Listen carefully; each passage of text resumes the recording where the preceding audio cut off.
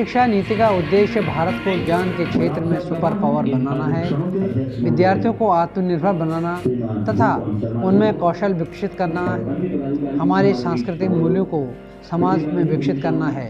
उपयुक्त विचार स्वयं सेवी शिक्षण संस्थान संगठन समिति जयपुर द्वारा रावत कॉलेज में आयोजित शिक्षा स्तरीय नई शिक्षा नीति एक परिचर्चा एवं स्नेह मिलन समारोह 2024 में मुख्य अतिथि के रूप में जिला प्रमुख रमा चोपड़ा ने व्यक्त किए। समिति अध्यक्ष भूपराम शर्मा ने समिति का परिचय देते हुए बताया कि समिति गत 22 वर्षों से निजी विद्यालयों के हित में कार्य कर रही है। राजस्थान के 40,000 निजी विद्यालयों का शिक्षा के क्षेत्र में अद्वितीय योगदान है। लगभग 400 संस्था संचालकों ने अपनी सक्रिय भागीदारी इस कार्यक्रम में निभाई।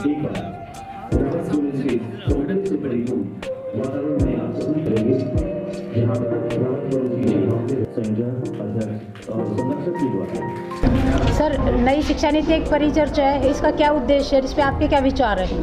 देखो, इसमें यह है कि नई शिक्षा नीति 2020 जो है राज्य में भी लागू हो रही है जी।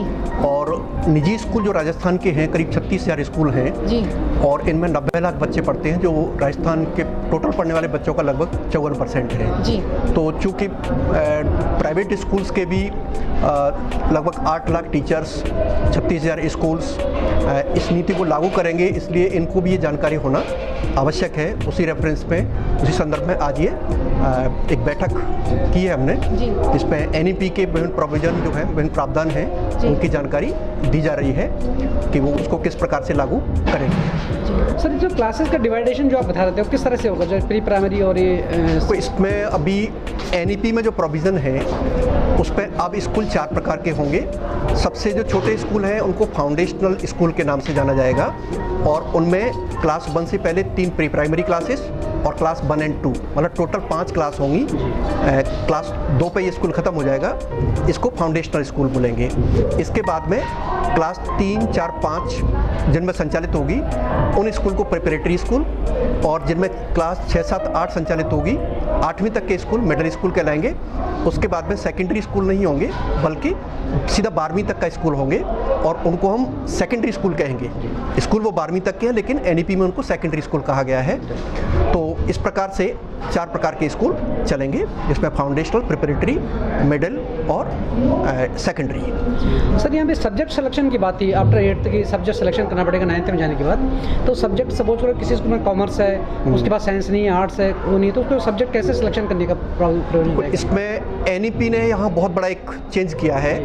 चेंज ये है कि बच्चों को अब अधिकार दिया है कि वो पर्टिकुलरली एक फैकल्टी के सारे सब्जेक्ट न पढ़ें, वो अपनी चॉइस के हिसाब से कुछ नए सब्जेक्ट भी, नए कॉम्बिनेशन भी बना सकते हैं। जैसे पहले ये था कि जिस बच्चे ने साइंस बायोलॉजी ली उसको फिजिक्स, केमिस्ट्री, बायोलॉजी पढ़नी पड़ेगी, लेकिन अब ये हो सकता है कि एक ही बच्चा फिजिक्स भी पढ़ रहा है, केमिस्ट्री भी पढ़ रहा है, लेकिन साथ में म्यूजिक ले ले या पॉलिटिकल साइंस ले ले। तो एक फ्लेक्सिबिलिटी दी गई है बच्चों को कि वो इस तरह से सब्जेक्ट ले लें। अब इस फ्लेक्सिबिलिटी के हिसाब से स्कूलों को भी चेंज करना पड़ेगा, क्योंकि स्कूल में इस प्रकार के सब्जेक्ट्स होंगे जहां बच्चा ऐसे कॉम्बिनेशन चुन सके। और इसके लिए ये है कि जो ग्रामीण क्षेत्र के छोटे स्कूल हैं उनमें कॉम्बिनेशन बनाए जाएंगे 5-6 सब्जेक्ट के। थोड़े बड़े कस्बे के स्कूल हैं उनमें करीब 10 सब्जेक्ट के कॉम्बिनेशन, और जो और बड़े ज़िले के स्कूल हैं उनमें लगभग सभी सब्जेक्ट होंगे। तो यहाँ क्या है कि एक एनसीएफ में नेशनल करिकुलम फ्रेमवर्क और उसके बाद में स्टेट करिकुलम फ्रेमवर्क, उसमें पाठ्यक्रम के एरिया तय किए हैं, फिर एरिया के अंदर फिर अलग अलग पाठ्यक्रम के मॉड्यूल तय किए हैं। उनमें से बच्चे चुनेंगे। ये तो इन पे ये है कि 9वीं 10वीं के बच्चों को ये टोटल 18 करिकुलम पढ़ने पड़ेंगे और 11वीं 12वीं बच्चों को 20 करिकुलम पढ़ने पड़ेंगे। और 11वीं 12वीं में सेमेस्टर सिस्टम चलेगा, जबकि 9th-10th में एनुअल सिस्टम चलेगा। तो इस प्रकार से ये थोड़ा सा चेंज होगा और स्कूलों को उसी के हिसाब से अपने सब्जेक्ट्स में परिवर्तन करना पड़ेगा। तो सब्जेक्ट में परिवर्तन करने के लिए क्या कोई क्लस्टर सिस्टम रहेगा गवर्नमेंट की तरफ से एनईटी के एजुकेशन पॉलिसी में? देखो, इसमें यह है कि सपोज करें कि कहीं कोई ग्रामीण क्षेत्र में आर्ट्स का ही स्कूल है, अब इसके पास में साइंस की फैकल्टी मतलब सुविधाएं नहीं है, तो वो आर्ट्स से रिलेटेड कुछ सब्जेक्ट और लेकर के, जैसे कुछ म्यूजिक है या उस तरह के, तो उनके साथ में कॉम्बिनेशन बना सकता है और उस एरिया में वो बच्चे उस कॉम्बिनेशन में से ही सेलेक्ट करना चाहें, 5 में से जो भी लेना चाहें, जितने अवेलेबल, क्योंकि हर स्कूल पे सारे सब्जेक्ट होना ये बड़ा मुश्किल है कि उसके पास में, हर स्कूल के पास में फिजिक्स की भी लैब हो, केमिस्ट्री की भी लैब हो, कंप्यूटर की भी लैब हो। तो ये क्या है कि हर स्कूल में बच्चों को पूरी लेवल नहीं मिलेगी। वो ये अब आज भी ऐसा है, आज भी हमारे गांव के स्कूल में केवल आर्ट्स होती है, क्योंकि बड़े कस्बे के स्कूल हैं, उनके पास में एट ए टाइम कॉमर्स भी चल रहा है, वहाँ आर्ट्स भी चल रहा है, साइंस भी चल रहा है, तो वहाँ के बच्चों के पास ज़्यादा सेलेक्ट करने के ऑप्शन है। तो ये अगले 2 साल में तय हो जाएगा। स्कूल करिकुलम फ्रेम बन गया है, लेकिन अभी गवर्नमेंट के ऑर्डर इस पर नहीं निकले।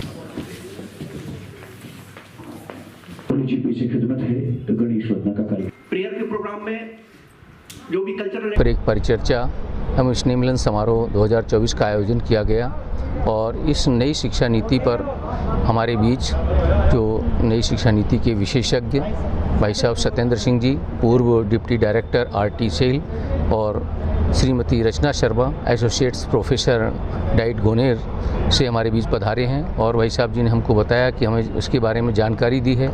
नई शिक्षा नीति का उद्देश्य ये है कि शिक्षा को एक ज्ञान की दृष्टि से भारत को संपन्न बनाना, जहां उन्होंने अपने शब्दों में कहा कि शब्दों से नहीं ज्ञान से संपन्न बनाना है और उसके लिए सरकार द्वारा कुछ परिवर्तन किए जा रहे हैं। नई शिक्षा नीति व्यावसायिक गतिविधियों को लेकर के प्रारंभ की जा रही है, जिससे कि जो विद्यार्थी है वो अपने व्यवसाय के कार्य में पारंगत हो और अच्छी तरह से आगे बढ़े। तो समिति द्वारा इस प्रकार का आयोजन इसलिए किया गया कि नई शिक्षा नीति पर उसको जानकारी देने के लिए और कहीं कोई समस्याएं हों तो उनके समाधान के लिए हमारे बीच स्पष्ट रूप से विशेषज्ञ को बुलाया गया है।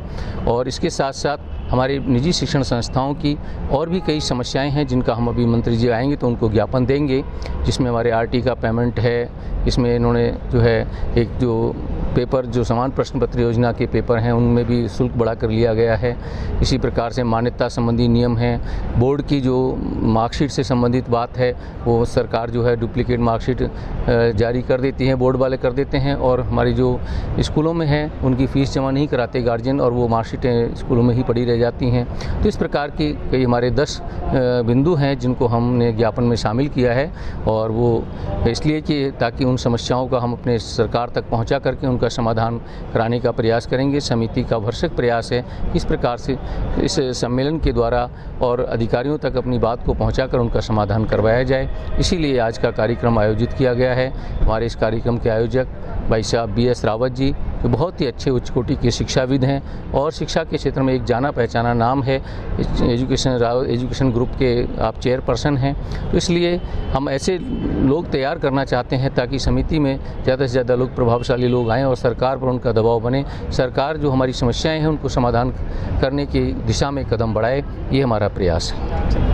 Thank you sir. New education policy का स्कूलों के फ्यूचर और स्टूडेंट्स पर क्या प्रभाव पड़ने वाला है? देखिए, चाहे कोई भी संस्था हो, संगठन हो, व्यवसाय हो या कोई भी चीज़ हो, हर जगह पे अपग्रेड और अपडेट होना आवश्यक है। बदलाव हमेशा प्रकृति का नियम रहा है, तो समय समय पे चीज़ें बदलती है।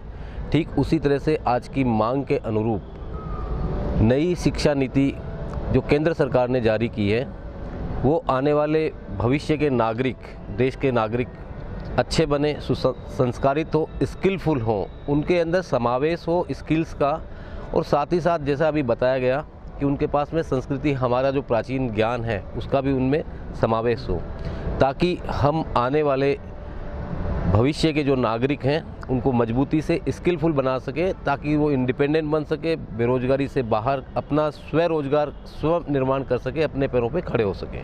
सर, ये तो हो गई कि स्वयं के पैरों पे खड़े होना, लेकिन अभी स्कूल बात है कि जिन स्कूलों के पास आर्ट्स का सब्जेक्ट है, कॉमर्स का सब्जेक्ट है, ओनली साइंस ही पढ़ा रहे हैं, वो स्कूल किस तरह से अपने सिस्टम को मैनेज करेंगे?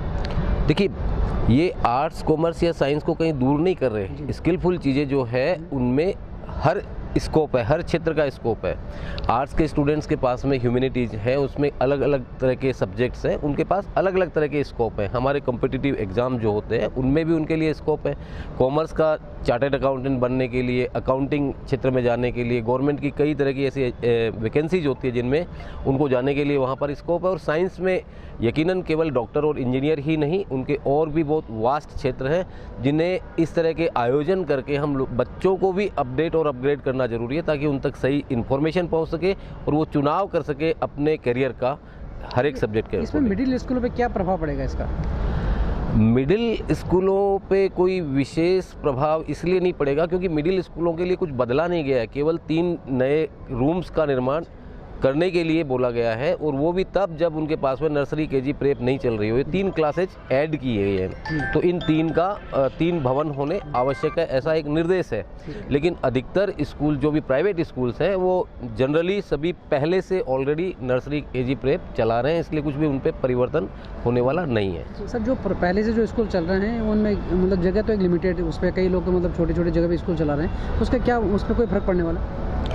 जिन्होंने पहले से मान्यता ले रखी है उनके लिए तो कोई इस तरह का चैलेंज दिखाई नहीं दे रहा है। और मूर्त रूप में जो ये कानून, जो एक्ट है या जो कानून है या जो दिशा निर्देश है, उनकी जब परिपालना होगी तब कुछ चीज़ें क्लियर पूरी तरह से हो पाएंगी, क्योंकि अभी वो इम्प्लीमेंट नहीं हुई है। Thank you sir. Thank you. Thank you. तो भी हम जीवन में कोई सफलता अर्जित नहीं कर सकते, और अगर हम फिजिकली फिट नहीं है तो हमारा माइंड भी अच्छे से काम नहीं करेगा। तो सब चीजों को इंटीग्रेट मैनर में लिया। एजुकेशन पॉलिसी को किस तरह से आप देखते हैं, इसके क्या फायदे होने वाले स्कूल्स को, स्टूडेंट्स के लिए किस तरह से मतलब इनका फ्यूचर है? आज का एक जो प्रोग्राम है स्वयं शिक्षण संस्थान का मिलन समारोह आज रावत पीजी गर्ल्स कॉलेज में करा गया है, जिसमें कई स्कूल्स के प्रिंसिपल्स, डायरेक्टर, टीचर्स यहाँ हैं और एनईपी को लेके एक विशेष चर्चा की गई है। एनईपी जो एजुकेशन पॉलिसी है, इसकी कहीं ना कहीं शुरुआत सिंस 1968 में, 1986, फिर दैन 2005, फिर दैन 2020 में की गई है। ये कस्तूरी रंजन के द्वारा, जो इसरो के वैज्ञानिक थे, और कई विद्वानों द्वारा इसकी एक रचना करी गई है।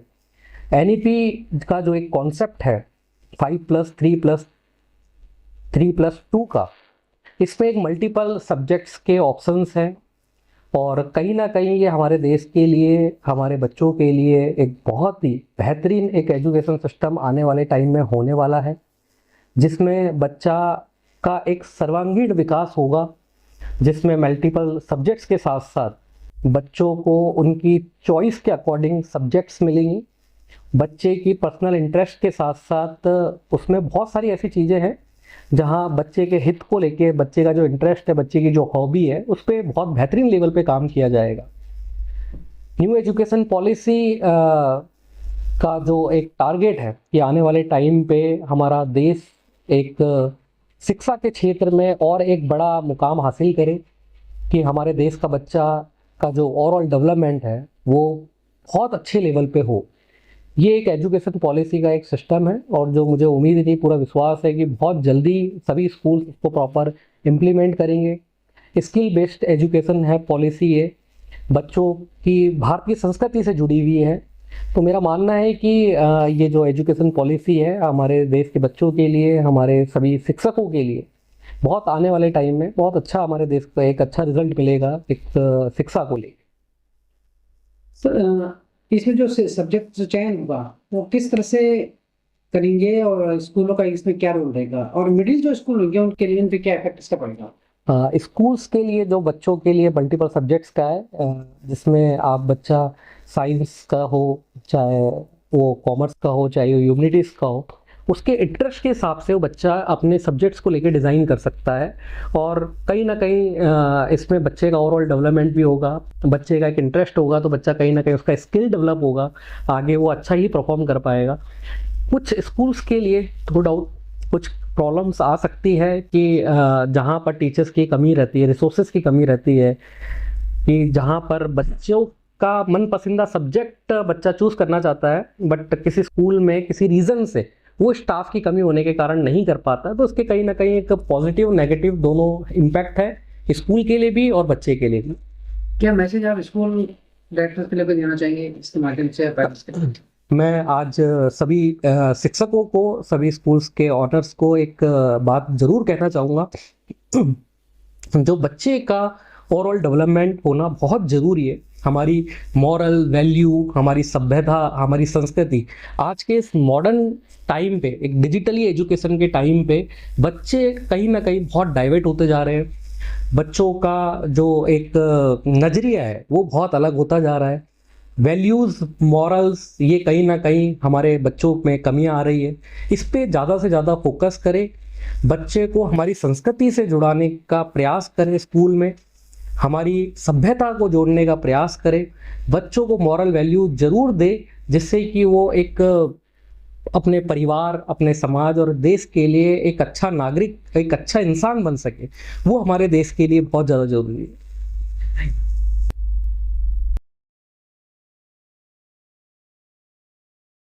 उस पर आपके क्या विचार है और उसका क्या उद्देश्य है? आज स्वयंसेवी शिक्षण संरक्षण समिति और रावत कॉलेज की ओर से नई शिक्षा नीति पर एक सेमिनार आयोजित किया गया है, जिसमें आसपास के कम से कम 300 स्कूलों ने पार्टिसिपेट किया है। इसके अलावा 200 जो अध्यापक गण हैं उन्होंने भी इसके अंदर पार्टिसिपेट किया है और नई शिक्षा नीति पर विचार विमर्श किया गया है। उसमें ये बताया गया कि आने वाले समय में जो पुरानी पद्धति पर जो पढ़ाई होती थी वो आने वाले समय में भी नई शिक्षा नीति के अंतर्गत उसको लागू किया जाएगा। अर्थात जो बच्चा, मतलब जो किताबों का जो बोझ है उसको कम करने का एक नया प्रयास है और नई नीति के हिसाब से बच्चों में जो आजकल जो शिक्षा चल रही है उसके हटकर, यानी आर्ट्स और साइंस दोनों को मिलाकर इस टाइप की जो शिक्षा दी जाएगी वो डिफरेंट टाइप की नई एजुकेशन पॉलिसी में होगी। जी सर, नई शिक्षा नीति में जो पाठ्यक्रम में विषय रखे गए हैं उनके बारे में आप क्या कहना चाहेंगे? अभी जो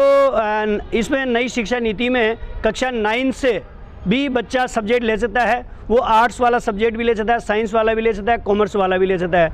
उन तीनों का कॉम्बिनेशन बनाकर वो पढ़ाई कर सकता है और उस पढ़ाई करने का जो मुख्य उद्देश्य होगा कि वो हर तरह से मजबूत होगा, टेक्निकल होगा और व्यावसायिक ही बनेगा। Thank you sir. Thank you. Vocational education पे जोर दिया गया है। अभी स्टार्ट होने वाली है, इस पर क्या कहना चाहिए आप? एक स्वयं सेवा संस्थान, शिक्षण संस्थान का जो ये मंच है, इसमें सभी शिक्षक आए हुए, सभी स्कूल जो प्राइवेट स्कूल्स हैं उनका एक समावेश है और वो स्नेह मिलन भी हो रहा है।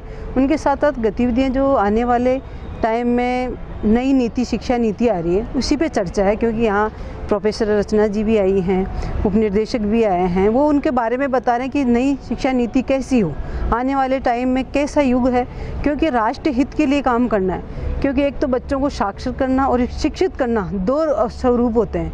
साक्षर करना तो ये हो कि लिखना पढ़ना सिखा दिया, शिक्षित बनाना एक बच्चे को, एक ग्रोथ को ऐसे बढ़ाना कि आने वाले बच्चे देश के भविष्य हैं और वो देश का नाम रोशन करने जा रहे हैं। तो वो बच्चे कैसे शिक्षित हों, कई राष्ट्र हित के लिए कैसे काम करेंगे आगे, और अपनी जो पुरानी रीति थी, जो अपने राष्ट्रवाद के लिए थे, बच्चों के समर्पण भाव थे, वो कैसे आगे बढ़े, बच्चों के मन में भावना कैसे जागृत हो। क्योंकि पहला कार्य होता है, पहले ये होता था कि फौजी ही अपन देखते थे कि फौजी के समर्पित होते थे, पर आज हर बच्चा अपने भाव में राष्ट्र हित के लिए सोचता है। तो राष्ट्र हित के बारे में सोचना चाहिए। उसके बाद स्वयं का होता है, स्वयं के परिवार का होता है, तो वो चीज़ होता है राष्ट्र हित के बारे में। तो जो अब नई शिक्षा नीति आ रही है, वो बच्चों में डेवलपमेंट होगा, बच्चों में जो ग्रोथ होती है वो है जैसे आचार विचार परामर्श कैसे हो, बच्चों में ग्रोथ कैसे बढ़े। तो ऐसी शिक्षा नीति आ रही है, क्योंकि शिक्षा नीति बदल कर आने से ये उद्देश्य रहेगा कि बच्चों में खुद में डेवलप होना ज़रूरी है। पहले बच्चे बाहर जाकर देश विदेशों में अपन काम करना पड़ता था, क्योंकि भारत में वो चीज़ें नहीं हो पाती थी।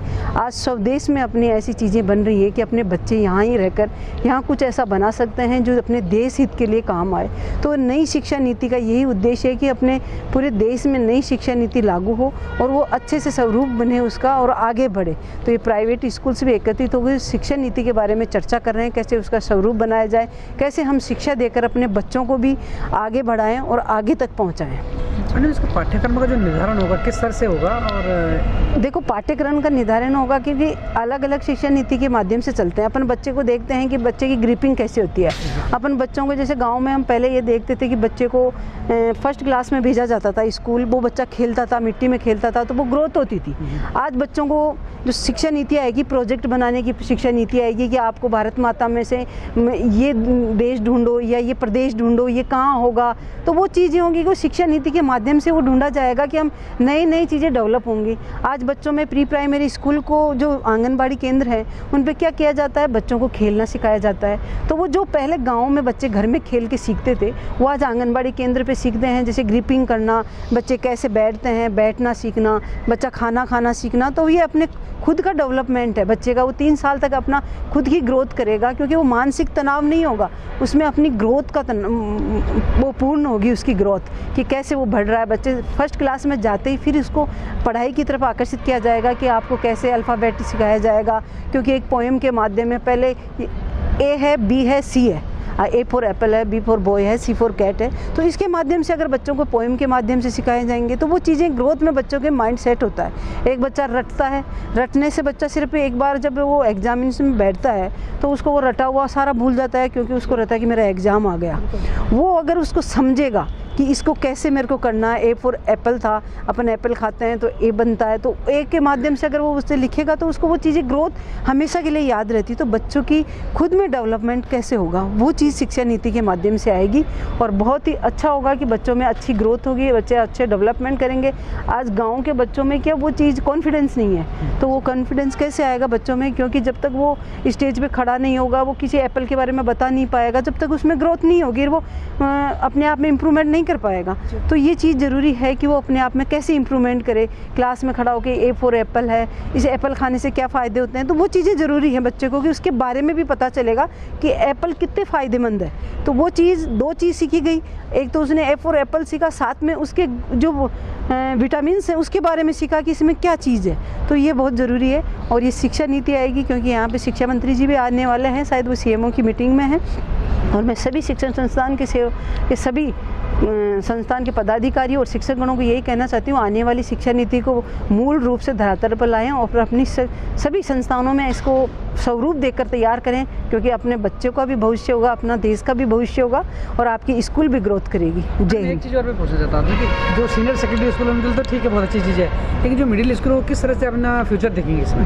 देखिए, इसके अंदर फ्यूचर की बड़ी उनके लिए बड़ी वो बात होगी, क्योंकि ये ज़रूरी है कि वो भी चाहते हैं कि अपनी स्कूल भी ग्रोथ करे। तो ग्रोथ कैसे करेगी, जब तक वो बाहर बच्चा अपना कुछ भी बताएगा नहीं। जैसे पहली चीज़ होती है माउथ पब्लिसिटी, तो माउथ पब्लिसिटी से आप मेरे को बताओगे नहीं कि मेरे बच्चे ने ये सीखा, आज उस स्कूल में ये सीखा, तो हर स्कूल की यही इच्छा होगी कि मेरी स्कूल के नाम हो, मेरे स्कूल का टैग भी बाहर जाए। तो इसके लिए वो अपने बच्चों में नई तकनीकी जो आ रही है उसको डेवलप करने की पूरी कोशिश करेंगे। सबसे ज़्यादा बाहर तो सरकार ने डाल रखा है कि अब जमीन को 1000 गज में चाहिए और ये चाहिए, तो कैसे मतलब अपने आप को सर्वाइव पोजीशन में ला पाएंगे? नहीं, वो चीज़ तो देखो इसलिए है, वो भी कोई उसके माध्यम से नहीं करते कि स्कूल वालों को परेशान किया जाए। वो ये चाहते हैं कि बच्चों की ग्रोथ के लिए कैपेसिटी कितना हो, क्योंकि अपन देखते हैं सीबीएसई का एक नॉर्म्स होता है कि आपके 12x18 या 15x12 ऐसा कुछ रूम होना चाहिए, इतना प्लेग्राउंड होना चाहिए, आपकी लैब उसका स्वरूप ये होना चाहिए। तो वो क्यों करते हैं, वो अपने फ़ायदे के लिए नहीं करते, स्कूल का बेनिफिट हो रहा है, बच्चों की ग्रोथ हो रही है, उसके बारे में सोचते हैं कि ये ग्रोथ। तो सरकार भी ये सोचती है कि स्कूल के अंदर ये फैसिलिटीज़ होगी तो बच्चों को और ग्रोथ मिलेगी। पर अब जो भी नई जो आप बात कर रहे हैं भाई, उसमें जो भी प्रावधान होगा सबका सहयोग होगा। ऐसी नहीं कि आके थोप दिया गया, उनकी भी सुनी जाएगी और आगे स्वरूप भी वैसा ही दिया जाए। सबसे पहले तो मैं सुरेंद्र साजवान साहब और शत्रुंजय जी के दोनों को बहुत बहुत धन्यवाद देता हूं कि हमारे निजी स्कूल शिक्षण संस्थान के जितने भी कार्यक्रम होते हैं उसमें न्यूज़ लाइव और जयपुर प्लस न्यूज़ जो है सारे संपूर्ण प्रोग्राम को कवरेज करती है और हमारी समस्याओं को सरकार तक पहुँचाने में हमारी मदद करती है। स्वयंसेवी संरक्षण समिति जो हमारी जयपुर की है, ये हमारे इस पूरे जयपुर ज़िले के अंदर जितने प्राइवेट स्कूल हैं, लगभग 3000 सीनियर सेकेंडरी और एलिमेंट्री के बहुत सारे स्कूल हैं, सभी स्कूलों को साथ लेकर के हम लोग हमारी समस्याओं को के लिए आज एक रावत कॉलेज में हम एक प्रोग्राम कर रहे हैं, जिसके अंतर्गत 2 कार्यक्रम आज हमारे हैं। एक तो नए मिलन समारोह है, साथ ही हमारी नई शिक्षा नीति पर हमारे जो भी इस नई शिक्षा नीति के नॉलेज रखते हैं उन सभी संचालकों ने और हमारे राजकीय और गैर राजकीय अधिकारियों ने हमारे को आज गाइड किया है, जिसके माध्यम से नई शिक्षा नीति पर उन्होंने बताया कि अब आने वाले समय के अंदर नई शिक्षा नीति जो आ रही है उसमें हमारे विद्यालय कैसे संचालित होंगे और कैसे संचालन को करना है। साथ ही हमारी जो समस्याएं हैं निजी शिक्षण संस्थानों की वो उनके बारे में आज चर्चा हो रही है। माननीय जिला प्रमुख जी और साथ ही हमारे HSS के फाउंडर चेयरमैन सर हैं सोमकांत भाई साहब, वो भी आए हुए हैं। तो हमने हमारे सरकार तक हमारी बातों को पहुंचाने के लिए एक प्रयास कर रहे हैं कि हमारी समस्याएं वहां तक पहुंचे, जिसके अंदर हमारा RT के मुद्दे हैं कुछ, जिसमें हमारा पेमेंट बहुत लंबे समय से लंबित है, उनकी मांग की है। साथ ही राज्य के सरकारों के द्वारा आज जो नए नए आदेश निकाले जा रहे हैं उनके ऊपर भी हमारे संस्थाओं के द्वारा एक ज्ञापन प्रस्तुत किया गया है जो सरकार तक पहुंचेगा और हमारी समस्याओं के समाधान के लिए सतत एक अच्छा प्रयास करने का एक प्रयास किया गया है, जो कि हमारी समस्याओं को समाधान ढूंढा जाए। शिक्षा नीति में जो फीस रखी गई है बच्चों की, जो निर्धारित की गई, उस पर आपकी क्या विचार है? नई शिक्षा नीति में जो फीस रखी गई है उसमें गवर्नमेंट ने पूरी तरीके से उसको अपने अंडर में लिया गया है, ताकि हम हमारे स्कूल से एक पोर्टल बनाया गया है, उसमें हम 5 सदस्यों की समिति बनाएंगे। पूरी फीस हम डिस्प्ले करेंगे बोर्ड पर, पेरेंट्स को बताएंगे फीस, उसके बाद में हमारे स्कूल में वो लागू हो पाएगी फीस और पेरेंट्स उसको देगा। जी जी। ये इस दौरान सर सभी स्कूलों की फीस एक जैसी होगी या सबका अपना सिस्टम? नहीं, ऐसा नहीं है, इंफ्रास्ट्रक्चर के अकॉर्डिंग होगी सर। फीस हर एक स्कूल की अलग होगी, उसका जैसा स्ट्रक्चर है उसके अकॉर्डिंग फीस दी जाएगी आपको। सर एक बार आपका परिचय, सरकार का क्या इंटरफेयर रहेगा सर बेसिकली फीस? सरकार का इंटरफेयर है कि भाई कोई फीस अगर कोई स्कूल अपने इंफ्रास्ट्रक्चर से अधिक ले रहा है तो उस पर रोक लगेगी। किसी पेरेंट्स है जो उसके वो नहीं दे सकता है उस चीज़ को, तो उसके ऊपर रोक लगेगी। अभी एक चर्चा चली थी अपर को लेकर, उस पर क्या विचार है आपका? अपर आईडी एक डिजिटल लॉकर बन रहा है बच्चों का, जिसमें नर्सरी क्लास से लेकर के और टिल एजुकेशन, लास्ट एजुकेशन तक बच्चे की एक यूनिक आईडी बनाई जाएगी। उसमें बच्चा अपने डॉक्यूमेंट्स कहीं से भी रिट्रीव कर सकता है, ऑल ओवर इंडिया कहीं भी जाके उसका डॉक्यूमेंट्स आपको मिल सकता है। अपर आईडी जो बन रही है इसका मतलब क्या इफेक्ट पड़ेगा स्कूल को? इससे क्या मतलब क्या बेनिफिट्स? इससे स्कूलों को बेनिफिट भी है सर। बेनिफिट ये है कि आपका जो है बार बार किसी डॉक्यूमेंट्स को देना, उसको रखना और बच्चे उसको नहीं ले पाते किसी भी तरीके से, तो वो एक बेनिफिट हो जाएगा। बच्चों के पास सारे डॉक्यूमेंट्स पहुंच जाएंगे और स्कूल का भी एक डॉक्यूमेंटेशन का काम खत्म हो जाएगा लगभग। जैसे टीसी वगैरह कटती है, फीस जमा नहीं होती, तो उसका भी इम्पैक्ट, इस पे फायदा मिलेगा स्कूल? नहीं, टीसी तो कटेगी सर। टीसी बिल्कुल बिना टीसी के तो बच्चा आउट हो ही नहीं सकता किसी भी स्कूल से। टीसी कट के हो। सिस्टम में क्या होता है, जैसे सपोज कर आपके स्कूल में बड़ा फीस नहीं थी, दूसरे स्कूल में गया, वहाँ वो चीज़ खत्म हो जाएगी सर। वो चीज़ मोस्टली मतलब प्री प्राइमरी में रह सकती है, नर्सरी LKG, बाकी सेकंड क्लास से वो चीज़ खत्म हो जाएगी।